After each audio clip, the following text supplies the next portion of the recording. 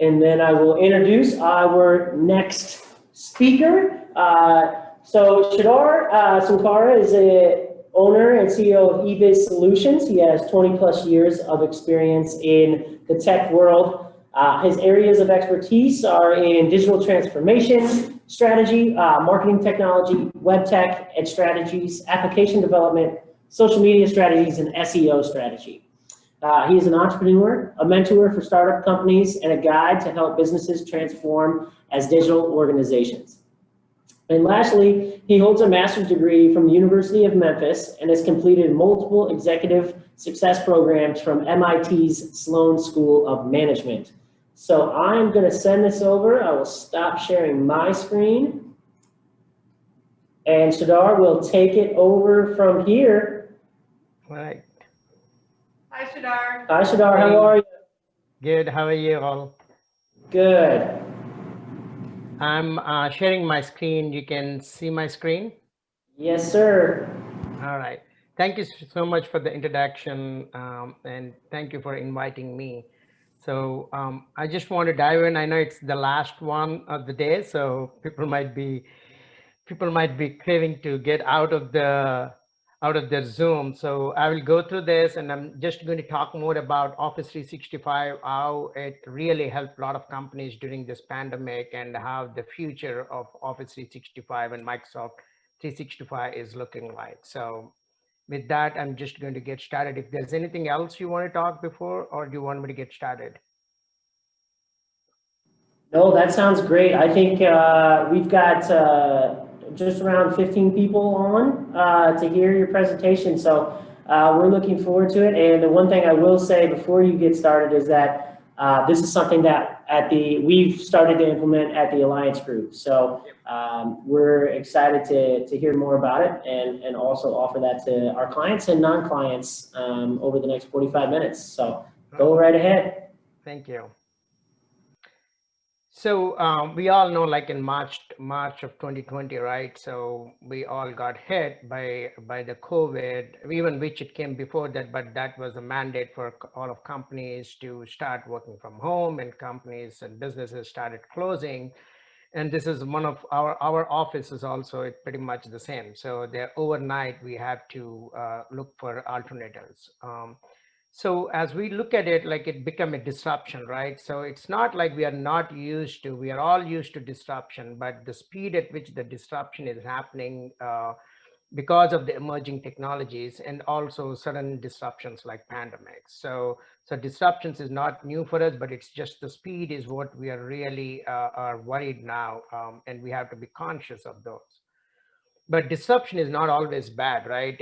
Disruption has always helped companies to be creative, people to be innovative, and rethink their businesses, reinvent or enter into new markets, right? Better leverage technology, find new revenues, cut barriers to customers, create and enhance the ecosystems, reinvent the new business models. So that's been actually a positive thing in disruption.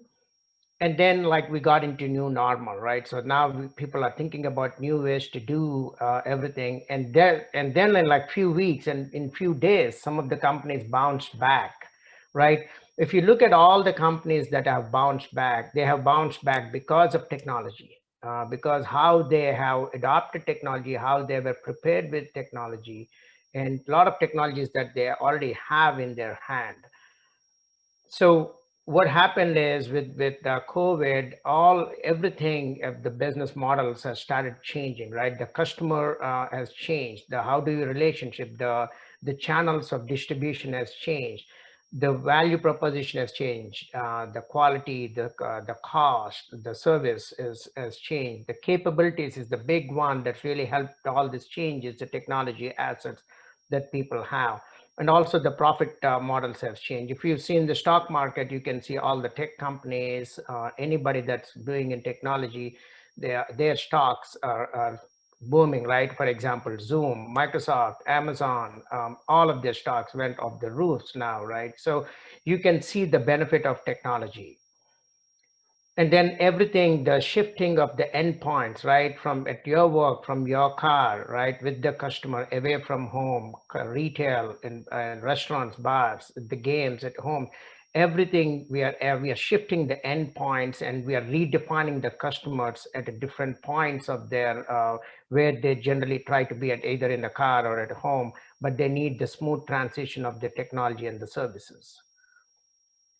So the new workplace challenges that we have, right? So because of pandemic, what happened is work is happening everywhere. People are going everywhere. Like overnight, we have sent all 100 of our employees home, right? And then within like 5 hours to 6 hours, everybody started working back.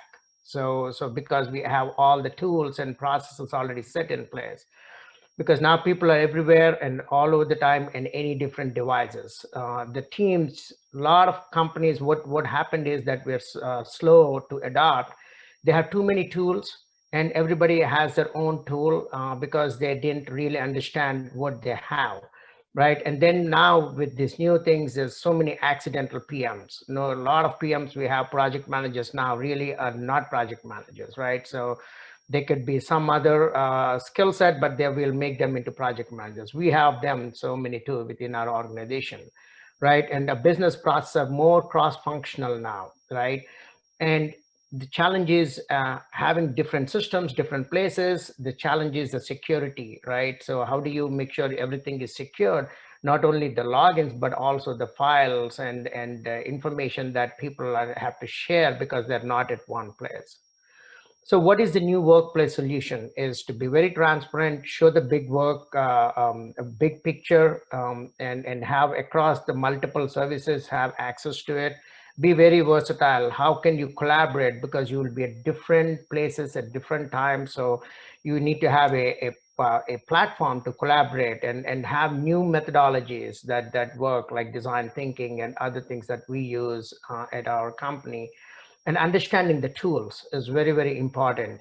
And people want intuitive. So you don't want to have these things that are very, very, the tech products that used to be like 10 years ago, and they're very difficult for a normal person to really use it and not very intuitive.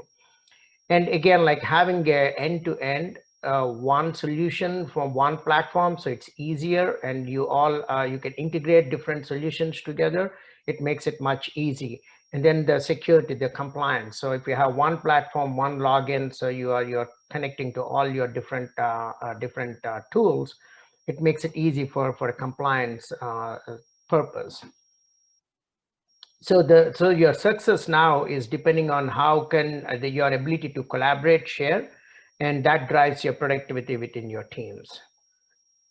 Office 365, I mean, like every company that we know, they use Office 365. But when you see that Office 365 has all the tools that we just talked that the new modern workplace really needs, right? So it's a very powerful collaborative tool. It's very, very secure than your office servers. If you have servers in your office and a firewall, it could be hacked very quickly. And it's built for efficiency, right? So you have any place, anywhere, you can take any device, and you can have 51 with one license. You can use in 15 different devices, like 5 laptops, 5 desktops, 5 tablets for one license. So you don't need to carry things. Any device you have, you could get to your files and you get your access. But the problem that people had was they really didn't know what they had with Office 365. So they open up their Office 365, they see that all these different types of apps, and nobody knew about how to use those apps. So that's been the biggest challenge that people really had, is all different apps and new apps that every day they've been adding very quickly, but nobody knows about it, how to use. All they use is Calendar, Outlook, and then some people dabble OneNote, some people dabble like few other things here and there, and that's it. So there's no consistency, there's no governance across the company. So when this pandemic happened, a lot of people had gone home, and then I had companies reaching out to me and say, hey, how do we make sure that work from home is secure, work from home we can do? That's when we immediately put together a plan of adopting Office 365 and let people understand that you could use one platform to do majority of your things within your office. So I will go through few of the products that you can quickly see, and then I'm going to tell you how to really adopt and integrate all of this together. So you all know about Office, Microsoft Outlook, right? So, but Outlook right now, Office 365 Outlook is like our regular Outlooks on steroids. A lot of integrations with other apps within the Office 365 platform. So it's not like you're just a regular Outlook. And then you have your OneDrive. So at the end of this, I'm going to show you what's the problem with OneDrive and how people don't understand OneDrive. So OneDrive is a great tool when if you're using like Dropbox or something like that, but without with Dropbox and Box.com, OneDrive is much more secure, and it has more features, and it makes it easy to collaborate, and also it ties in with your corporate, because if somebody leaves, if you have a Dropbox, it's very difficult to get them out. But if you just take them off of your Active Directory, if somebody leaves, they don't get access to anything, so you stop from getting access. And then you have tools like to-do lists, and all of them are very well integrated. If you are in your Outlook and you can highlight a word, and if you want to create that a to-do, you just highlight a word, it shows up as a to-do list. So you can directly add it into your to-do list. So there are so many integrations that happen. We have OneNote, right? So OneNote you could use, like you can just talk into it. You can have your ideas, your meeting notes, and then you can integrate with your other Office 365 tools, like whether it's Microsoft Teams or just SharePoint, or just in your own OneDrive, you can share this, and you have apps so that wherever you go, you can download and you can keep writing things. Delve is one thing. A lot of people that, especially when you work from home, you really want to know who is in the company. You want to search for somebody. You can quickly search, but also you understand who they are.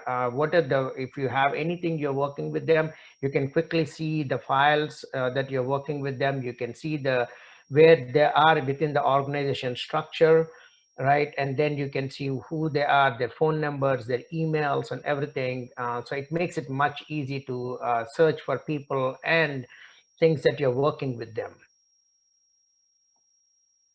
So Yammer is, we thought like Yammer is going to go away, but now it's coming back. So now they call Yammer as communities. So this is like almost a social network for a corporate. So you could use a lot of the social network or within the company using Yammer. And it's not, you just don't need to use Yammer as a standalone. It could be embedded within your organization intranet, right? To SharePoint. It could be on your homepage, so you're not going into different things. It can embed it right into your SharePoint.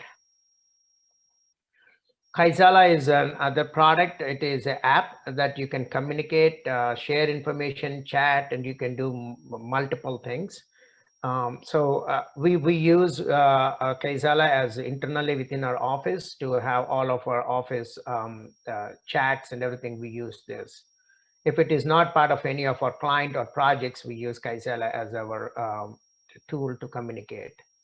Forms, a lot of people use SurveyMonkey and other things, but you have Microsoft Forms right within your Access, but a lot of people don't use it, and you pay for a third party again to do something that you already have.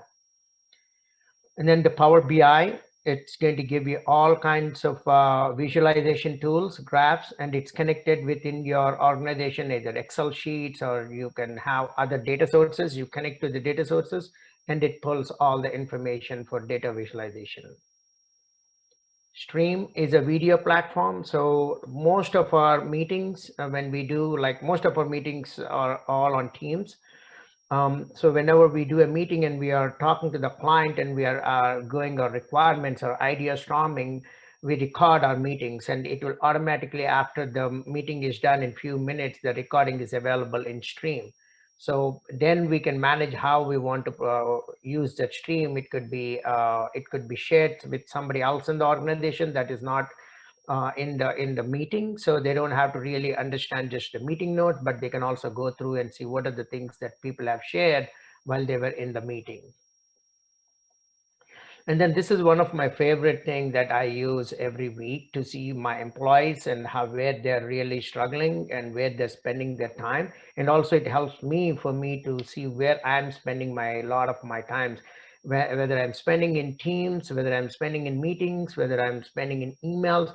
It will give me all of those. And also it tells me who are the people I've been more actively collaborating for that week. So then I adjust my whole meetings based on the last week's how everything is going on. So, and then I look at the whole company and I look at everybody and see where they're spending their time so that I can really adjust their productivity based on what they're really working on. So if people are working on something I don't think is important, we'll reduce that and we'll see where they need to go and work. So this is a great tool for us to understand what's going on within the company, within the people. And then Microsoft Planner is a great tool. So you will have multiple ways you can use set up tasks, set up your tasks, and add a lot of content to it. And you can set it to other person. You can assign it, and then you can have conversations within it. But also the thing about it, it also tells you how well you're utilizing and which things are dropping off. What are the things that still pending? So it makes it your life very, very easy, and you will be on your schedule. And so you know what are the dependencies, who are dependent on your task to be done. And you can have multiple planners within your organization, and then you can hit one thing and it shows only your planner and your tasks that needs to be done. Sway is another tool. It is more like a digital storytelling app for your business. So you can bring in videos, you can bring in pictures, you can bring in text, and then create a great storytelling presentation through Sway. And then you can share it with everybody. We use whiteboard a whole lot because as we are now, everybody works from home. So we use this as a brainstorming and doing sketches, drawings, and seeing our ideas. And so you can engage from anywhere, anytime. You can collaborate and you can use the whiteboard. And then project man, if you're a little bit more into project management heavy, so you can also use the Microsoft project within Office 365. So if you're used to Gantt charts and other kind of Kanban kind of charts, you can use this. And it really helps you to move the project and see where you are within the projects. And the one biggest tool that have really come out well during the pandemic is Microsoft Teams. So when you think about Teams, as people compare it with Zoom, but Teams is a piece of it is Zoom, but it has so many other features that you can really adopt. And for example, our whole office is on Teams. We don't email. There is no emails within the organization that is anything related to a project or a client. So everything will happen through the Teams. All the communication, all the collaboration, all the sharing, calls, everything happens to the team. So we don't utilize our email. So the beauty about Teams is, as a Teams, it really doesn't provide much thing. It is a place where you really integrate all the other applications within Office 365. For example, you can integrate SharePoint, OneNote, Power BI, Planner, right? So Wiki. So there's so many other things that you can integrate within the Teams that makes it so powerful that you could be at one place all day and get your work done. So, and then like you can also integrate several other apps, not only Microsoft apps, you can also integrate third-party apps, and they're only increasing, and every day people are adding new apps into it. So if you're already familiar with some app that you want to use, you can just integrate into your Teams, and you don't have to leave Teams to go to that other app for any of your projects. So Teams is always good together. That's what Microsoft pushes. It's better together. So you don't want to use one. So with Teams, you want to use multiple products like their Power Automate or Power Automate, which is, and then you have Power BI. So there's so many other things you can utilize it to make the Teams much more effective and productive. After Teams, the big thing is SharePoint. SharePoint is where you really make sure you really have all your automation done through SharePoint. like your workflows, if you have like a onboarding process, or if you want expense reports. So anything that you're trying to do manually, and if you want to know what's happening, you can do like incident management. You could use workflows within SharePoint and make that as available to the whole organization or a certain people within the organization. So SharePoint can be connected, like I said, for workflows, for your calendars, shared calendars, your mobile apps, and again, it integrates with all your Office 365 apps. Everything is secure, so you don't have to worry about about losing data. So anything that's on Office 365, any document you share on Office 365 and collaborate, it saves every version that you have done. It could be 100 times people must have made changes. It will save all the 100 copies. So you can always go back and look at it and see if there's something has changed. You can immediately make that, restore that copy, and then you still have access to all of those. A lot of business pain points is about collaboration, about trying to do a lot of things with less, right? So searching for content is one of the biggest problems in any company. It takes forever to search, and then people create their own files because they're not able to find something. And at the end, you don't know which one is the right version to send. Right, so those are the big things. And then employee engagement is another one that people try to see, how do we make the employee engagement? From IT side, like they need to provide a lot of solutions. They need to make sure that they have the proper governance. There are a lot of demands from the users, but also the market demands, right? So they're identifying new technology. From finance marketing, it's cost reduction, getting the word out, employees engaging, like collaboration. And the executives at the executive level, they want to know dashboards and see what's going on at the snapshots.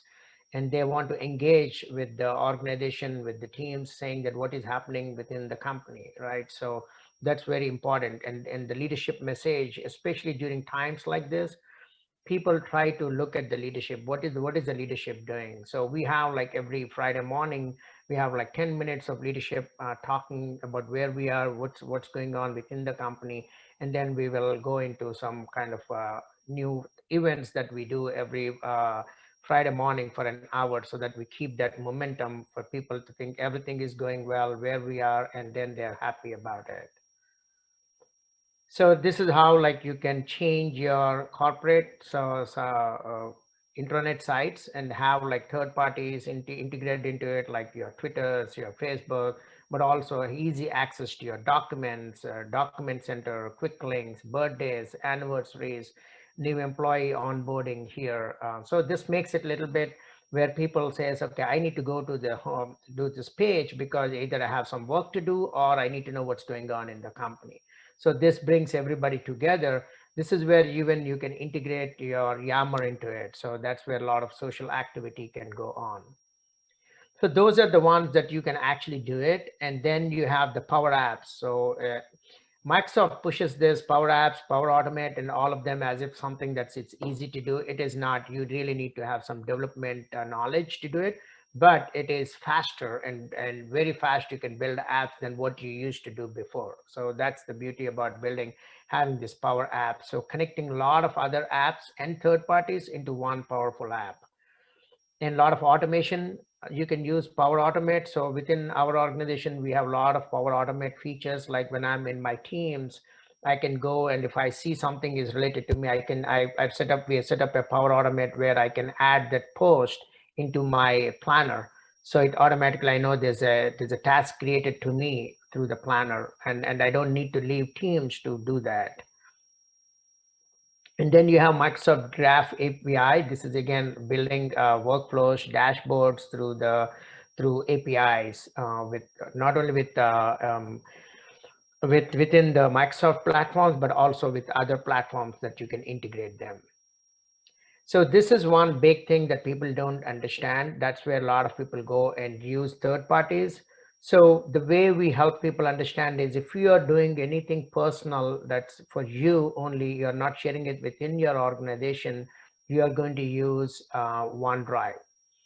If you are collaborating within the company and you collaborate in a department or an initiative, then you use teams.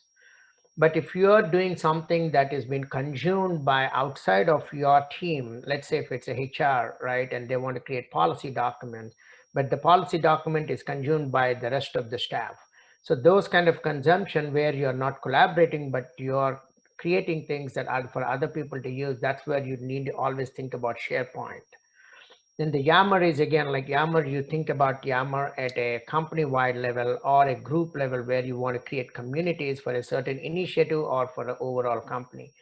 If you have understanding of those four properly, it makes life so easy because we get asked about OneDrive and a lot of people don't use OneDrive properly or SharePoint. So got to really understand about this, how you really want to use all four of them.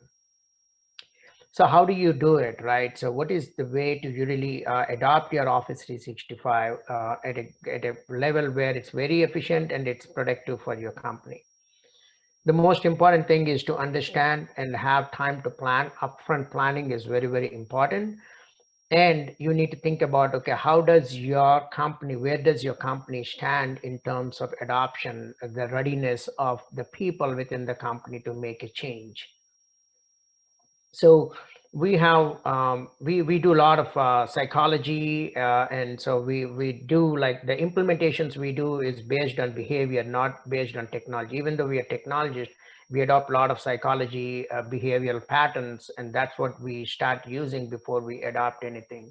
So what we have seen in adopting in technology, we've been in technology for more than 20 years. It's not the technology that fails. It's mostly it's the people and the behavior of the people. So we always look at the people first before we make any changes. And this is very interesting. We have seen the hurdles we want to cross. It is most of the time technologies are not implemented, not used properly.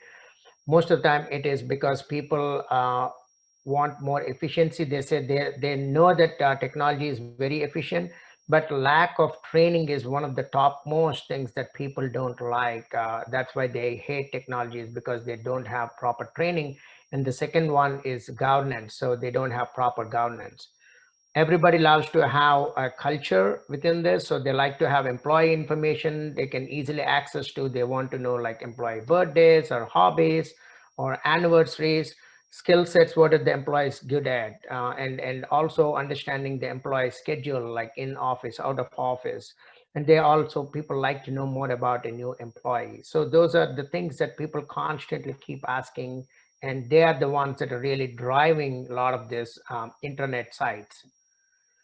Then how do you really have a success, right? The success, what we have seen from all our implementation is set up the vision of why we are doing it, and get the leadership involvement. If the leadership is not involved, the 85% of the time the product is going to be unsuccessful. You can't really be successful.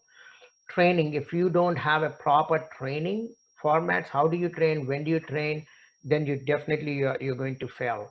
And awareness of something is coming, and have that whole awareness campaign going on. What is it coming and how it's going to change our lives. So that needs to be upbeat. So in order to do that, we have seen like this 4 different levels of people, very, very important. First, the executive sponsors, and then you are the success owners. So it's not just owner, it's owners. So you can have multiple people in the success owners. And then early adopters. Pick the early adopters within the organization that you think would help the company, and take that as their example, so they can be your pilot launches.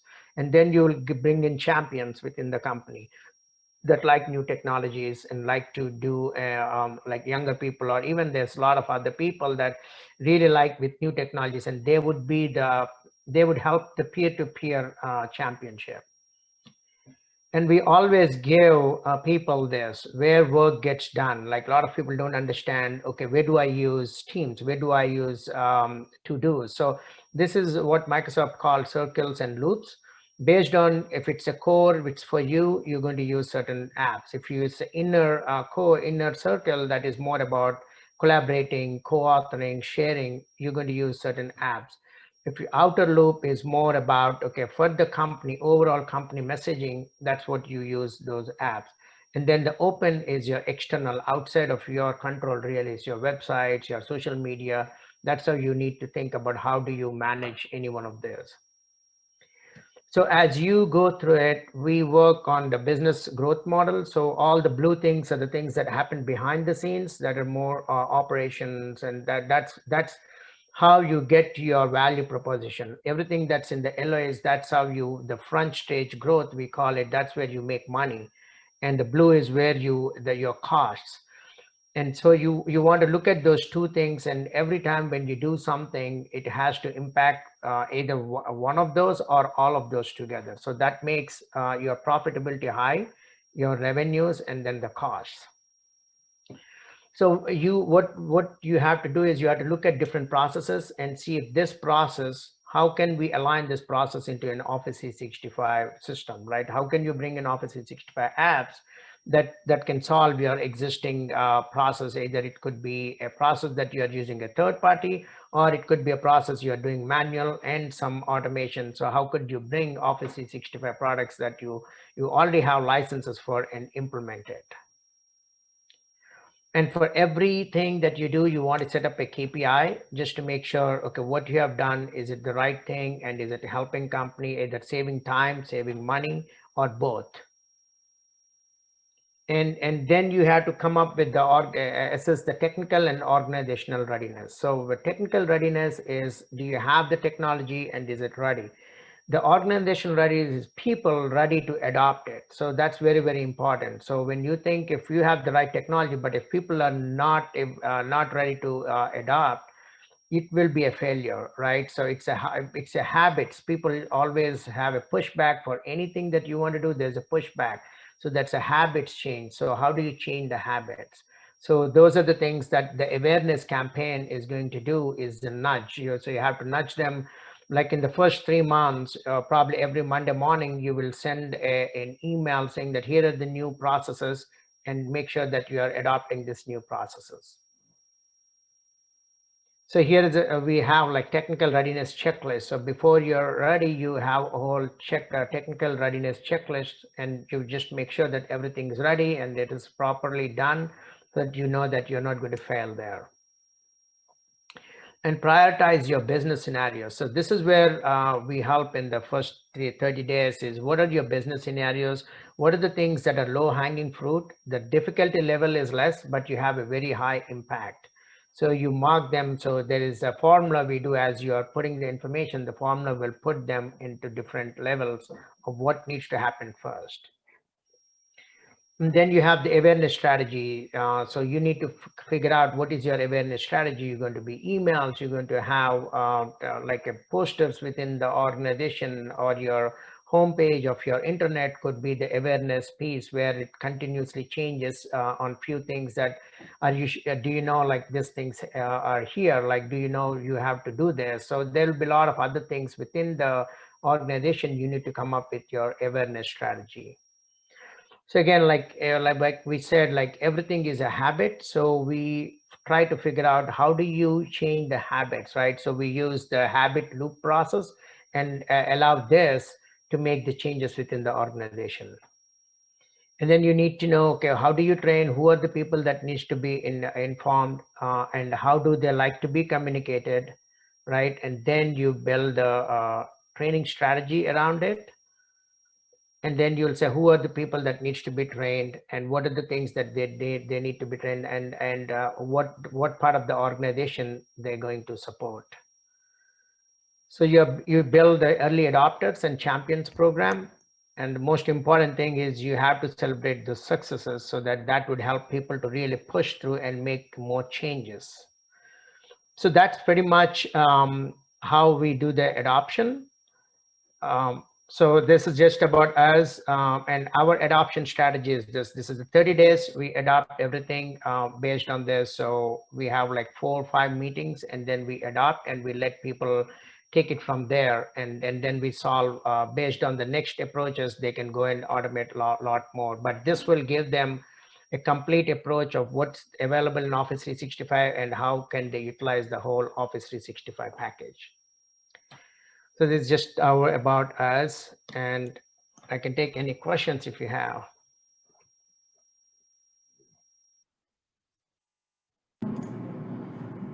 Sridhar, I have a quick question for you. What do you see when businesses are contacting you or you're reaching out to businesses as the main reason to switch over from all of those different vendors to just using Office 365? Yeah, I You know, mean, what stage are they in the business? How many employees do they have? You know, what's a good reason why a company should consider automating all of their processes? yeah, I mean, we have range of companies anywhere from like 20 employees to like 2,000 employees. But one of the reasons they do is, one is they get out of control, right? So let's say there are 50 to 100 employee companies. What happens is people start bringing their own tools that they've used from their previous, or they look on, when they see ads, they will see like monday.com or something, they'll start using it. So what happens with this, different department use different tools to solve the same problem, but the whole company has to learn all these different tools. And from an accounting standpoint, they're paying for something that they already have, but they're paying the same thing in like different tools. The one thing, the productivity is lost, and then you also have financial loss, right? So we just completed one company right here. So we are saving them like about $2,500 a month, moving everything into Office 365. They didn't even know that they had, like, it's all it took us is 30 days for them to understand what they have, and then get rid of all the licensing and bring them onto Office 365. So there's several things that why people don't use Office 365, because like I said, the first thing is lack of training, a lot of onboarding and helping them to train, and then governance. There is no governance. So in this Office 365, when we set up a governance where we would not let people use another third party until they get the Office 365 success team. The governance team has to sign off if you want to bring anything. We have a question in a Q&A asking, what is the main difference between SharePoint and OneDrive? Okay, that's a great question. So OneDrive is just a document repository. You can just store your documents in OneDrive, and OneDrive should be only used for your personal files or drafts of files that you are not going to collaborate or not working with team. SharePoint is a document repository of SharePoint is one thing, right? But it has a different permission levels, right? So for example, if you want to share your files with certain groups of people within an organization and outside of the organization, you could use SharePoint, but also SharePoint brings in other activities. It's almost like a web, right? So you bring in like announcements, you can bring in birthdays. So you can create all of those and the document repository in one piece of the whole SharePoint. But OneDrive is only for document saving your files. But you should never try to put any of the files that you are collaborating with your coworkers or outside of the company within OneDrive. You don't want to do that. So don't share files with them on Drive? No. Yeah, SharePoint you do. Sure. I have one other quick question. I guess it's a grand scheme of things, but all of these applications, are they closed loop? So do I have to, does the user that I'm sending it to have to have a Microsoft account? Not really, right? So for example, if you are sharing a Word document, right? So right now you have a lot of Word viewers, so they can view the Word. If they already have Word, they can use the Word. So they don't have to have an Office 365. They can have any other things, any other Word readers they can have, and they can read a Word. Same thing with Excel. What about some of the other applications, like the OneNote and the Stream, all of those, do they have to have an Office account, a Microsoft Office account for those? The stream videos are only meant for internal, so you can't share it with external. So the only way you can share it is you have to upload into YouTube or somewhere as a private channel and do it for right now. But I think they are opening up to use it. they will have the, if somebody, if they're going to use it, its stream is going to have its own thing, so they can just download the stream app and they can view it.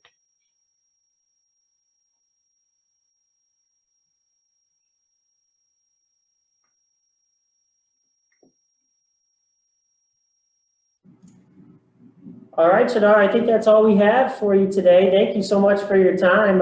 We really appreciate you hopping on and sharing all that useful information with us. All right, thank you so much for your time.